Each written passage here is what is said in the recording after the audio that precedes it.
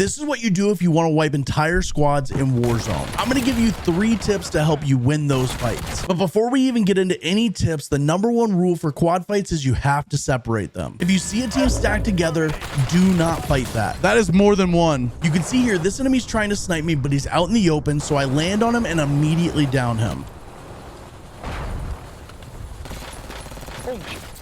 That's when I hear him say live, meaning that he live pinged me, signaling that he has teammates and they're close.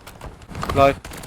So I push to the closest building, which is tip #1, play off of cover. I use the building as cover, checking angles and getting upstairs for height advantage, making sure they can't all collapse on me out in the open. Now, tip #2 is using audio to get a jump on the enemies. Now, it's super important to have a good headset to hear anything at all in Warzone. I use the Bayer Dynamic DT990 Pro, and if you check down in the comments, I'll tell you exactly where you can get them. Using audio, I hear the second enemy break glass and push into my building.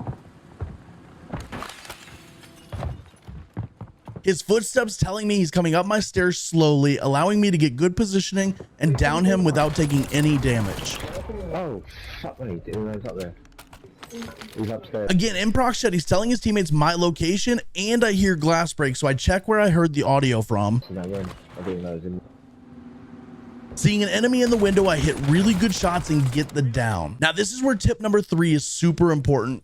Knowing when to get aggressive. Up until now, I've played pretty conservative, taking my time, but with 2 full dead and a 3rd down, I have a chance to turn the 4v1 into a 1v1. So I jump out and push the 3rd to finish the down, knowing the last guy will either run or chow me overconfidently, which he does, giving me 2 things: the knowledge that he's not in there with his teammate, and the most important thing in Warzone, a mini-map ping. I finish the down and immediately locate the last enemy. Holding a tight angle and height advantage, I get really good shots without taking any damage. Now, knowing he's in panic mode, I put on the pressure. Chasing, listening for footsteps, I know he's either in the front room or upstairs. And like most enemies do when they're last alive, he makes a mistake, jumping outside, allowing me to use tip #1 again. Playing off a cover, using movement and getting good shots, then being aggressive once he's broken for the full squad wipe.